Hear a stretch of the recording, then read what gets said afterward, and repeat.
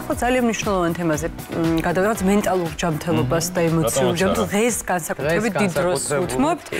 ვისაუბრებთ ძალიან მნიშვნელოვან თემაზე, ეს არის თვითდესტრუქცია.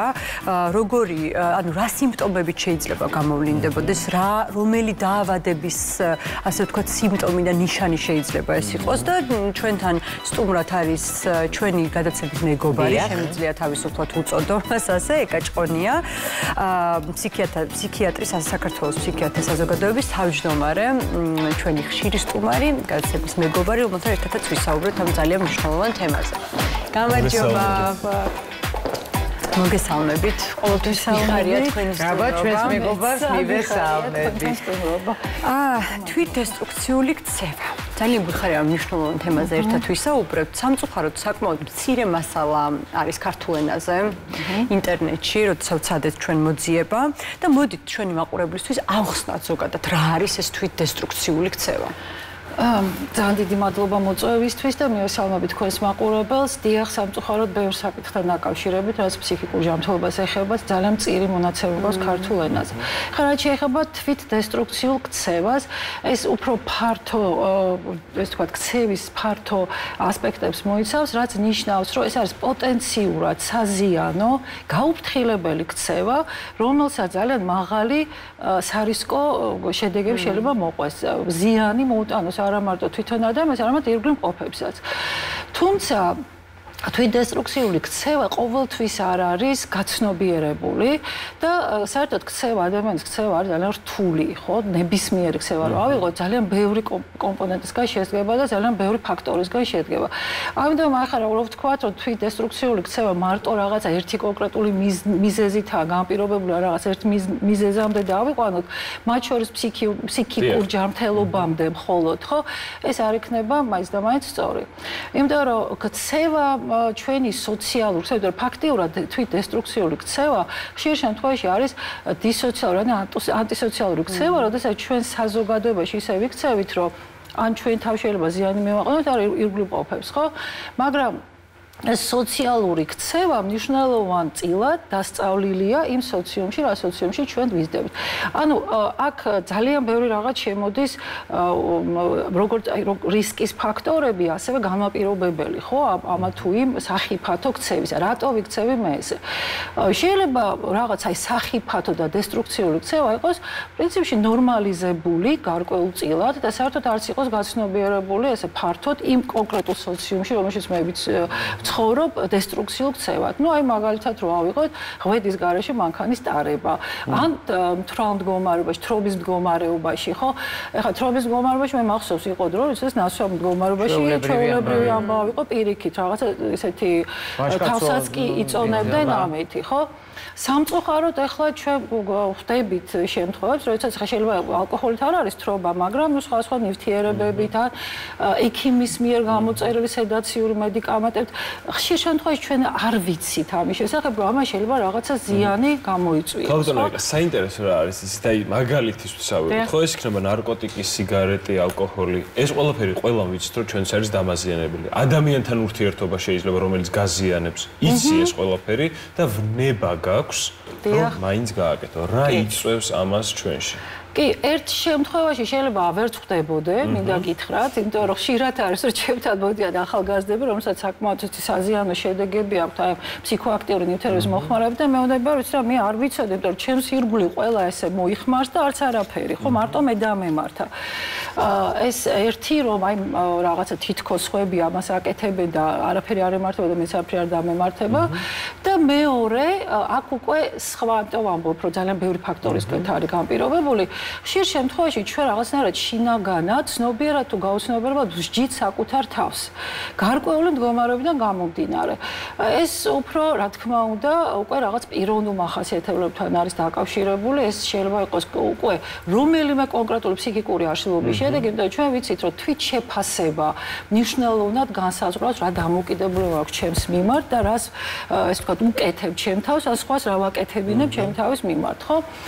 ხშირ შემთხვევაში მე შეიძლება ძალიან დიდხანს ვიყო ესე ძალიან მძიმე ძალადობრივ ურთიერთობაში და ვთვლიდე რომ მე ამას ვიმსახურებ. იმიტომ რომ ეს მოდიოდეს ეს რაღაცნაირად ბავშვობიდან, იმიტომ რომ მიჩვეული ვარ ჩემზე ესეთ ემოციურ ძალადობას, ფსიქოლოგიურ ძალადობას, არ არის აუცილებელი მაგრამ ფიზიკური ძალადობა, ხო? თუმცა ზოგჯერ ფიზიკური ძალადობაც ესეც ნორმალიზებულია და მე მახსოვს რომ ესეც ჩვენ ერთი პირველი კვლევები იყო აი ოჯახში ძალადობაზე, ურთიერთობაზე, ბავშვების მიმართ ძალადობაზე.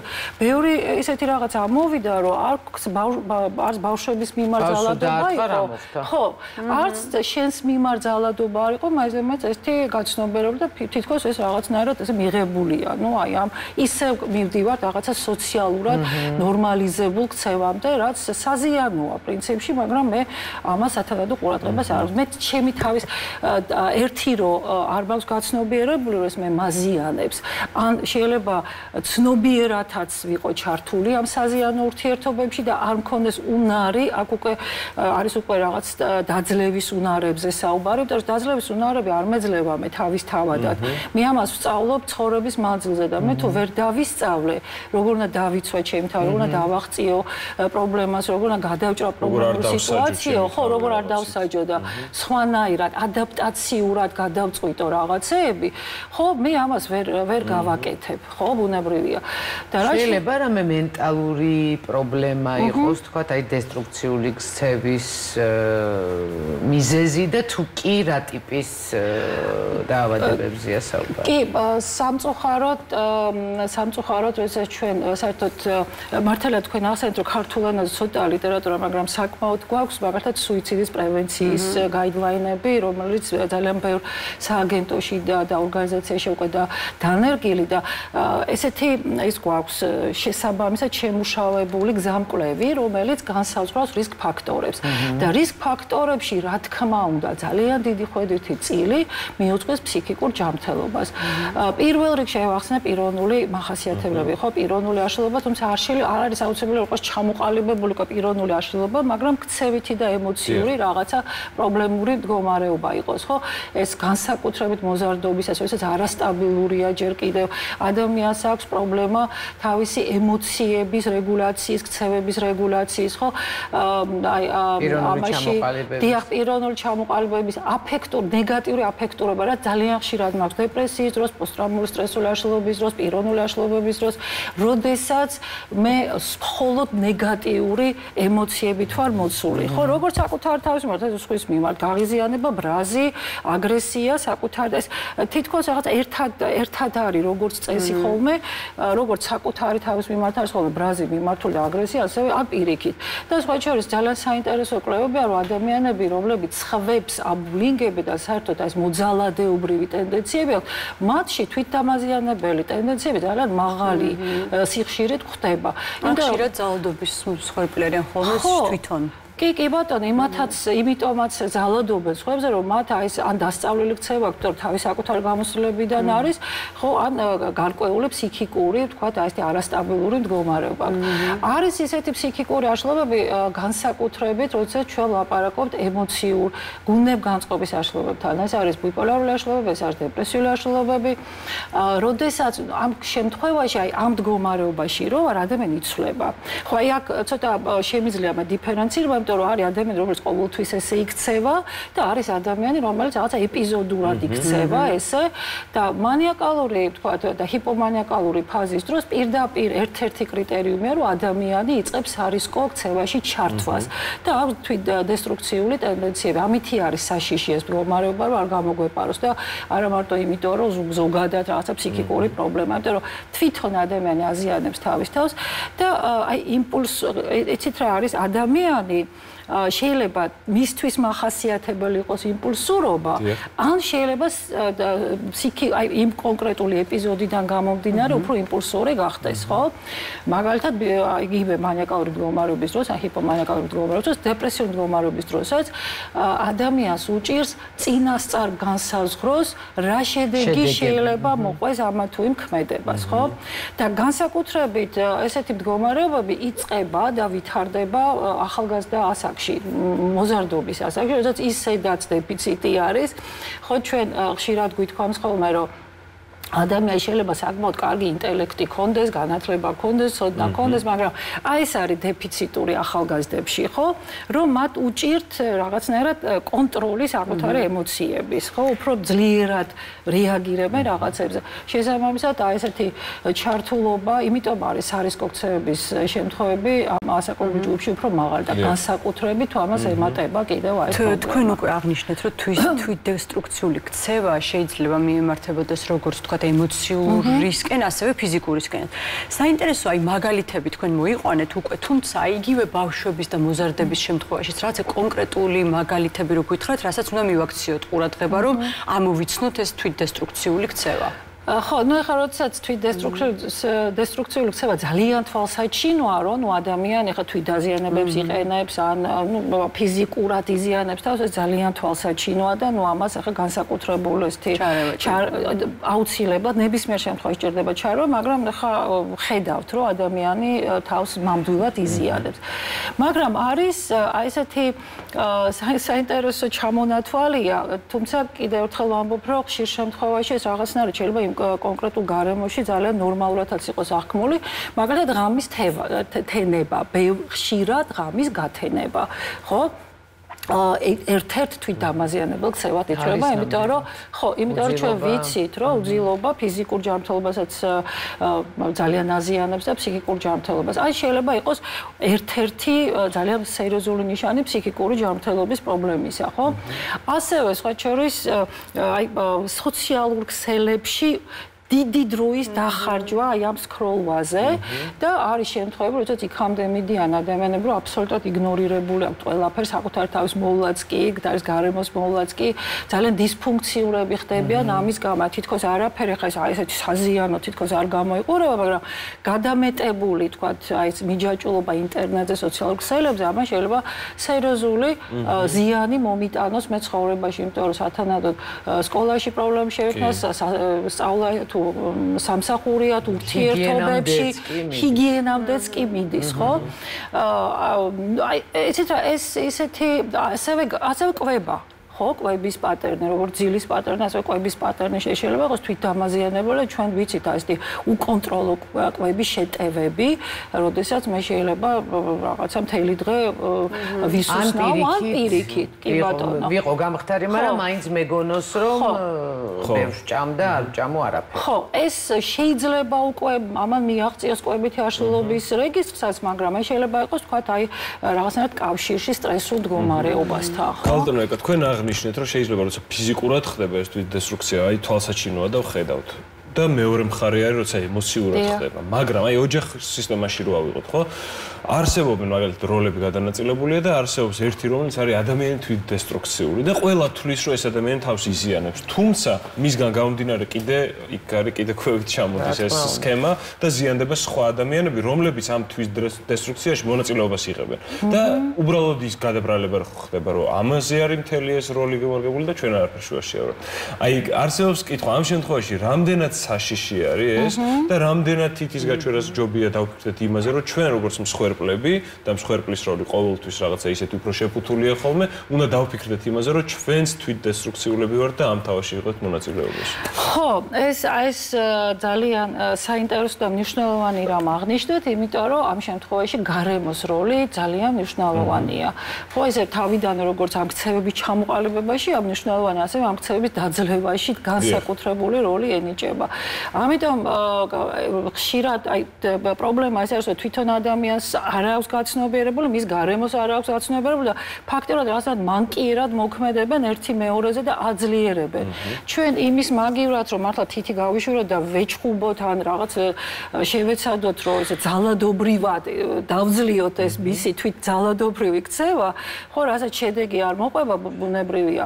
ამის მაგივრად სწორედ აი ამაში არის ეს behavioral მედგომა, ოჯახური თერაპიები, როდესაც ყველასთან ერთობლივად ხდება გარკვეულად მუშაობა და მათთვის გაცნობიერება, იმიტომ რომ ყველაზე მნიშვნელოვანი არის, რომ ჩვენ გავაცნობიეროთ რა ხდება, ხო და რატოა.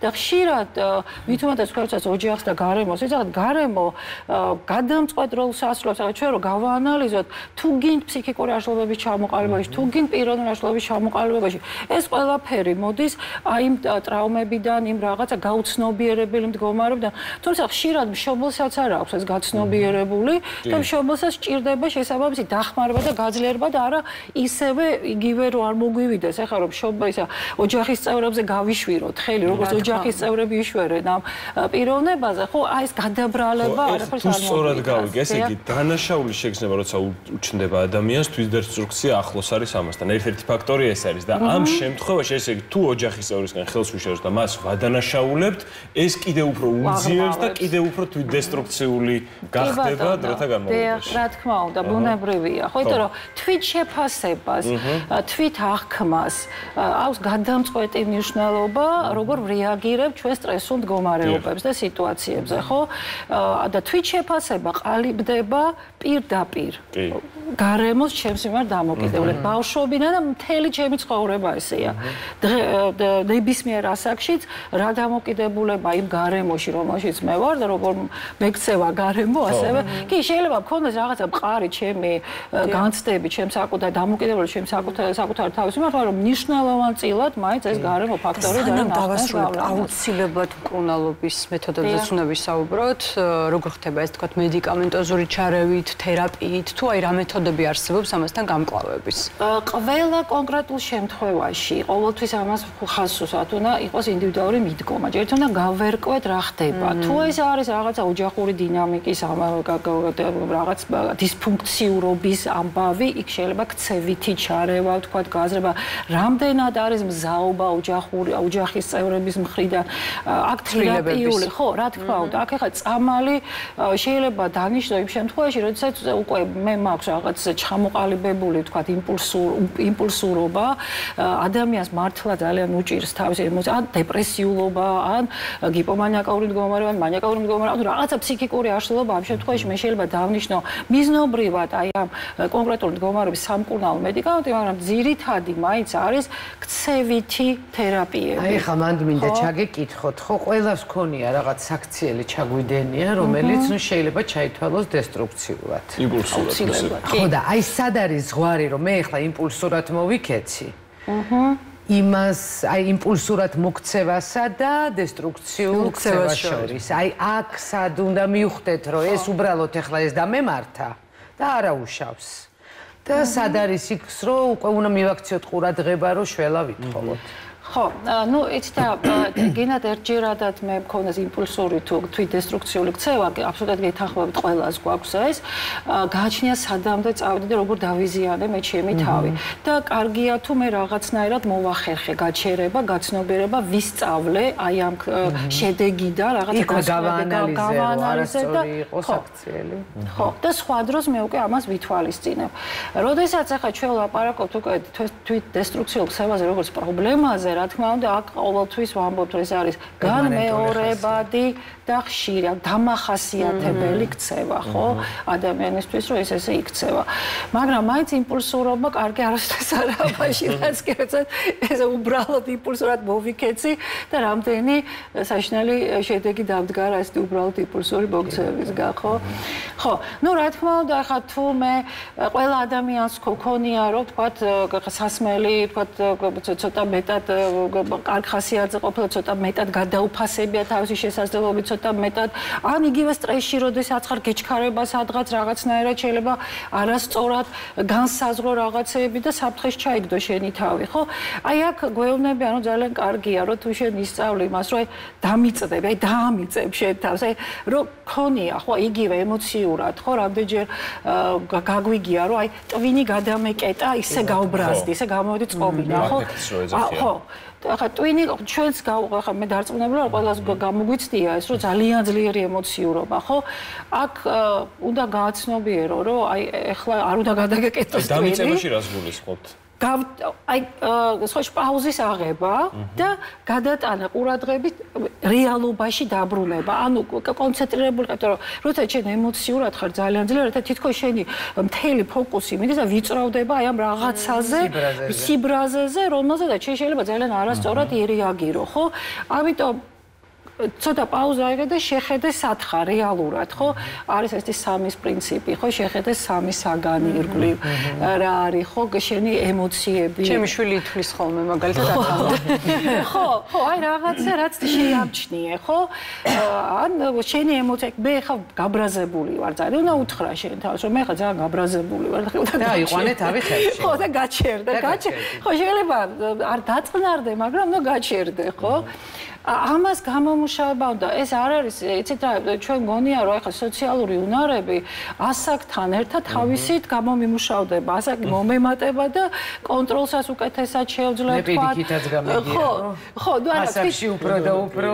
ხო, არა, მე ხო, არა, ეს გულისხმობ, თქვა მოზარდობას, ბავშვობას, მოზარდობას და მე მოზრდილობას, ხო, დასრულობას, ხო, მაგრამ ესე არ არის, მე თუ ეს არ მუდმივად არ ვავარჯიშე ჩემ თავში ხო მე ემოციური არსებები ვარ რეაგირებ რაღაცეებზე და ეს იმპულსურობა ეს შეიძლება რაღაცნაირად ინსტინქტური ქცევაც იყოს რომელსაც მე დავძლიოთ ანუ სოციალური ქცევა ხშირ შემთხვევაში ინსტინქტებთან წინააღმდეგობაში მოდის და მე გააჩნია რა უფრო გადაძლევს ხო მოკლედ უნდა ვისწავლოთ. მოკლედ ძალიან საინტერესოა. ძალიან დიდი მადლობა. სტუმრობისთვის და როგორც ყოველთვის ძალიან საინტერესო საუბრისთვის ეკა ჭყონია ფსიქიატრი და საქართველოს ფსიქიატრთა საზოგადოების თავმჯდომარე იყო ჩვენი დასკვნითი ბლოკის სტუმარი.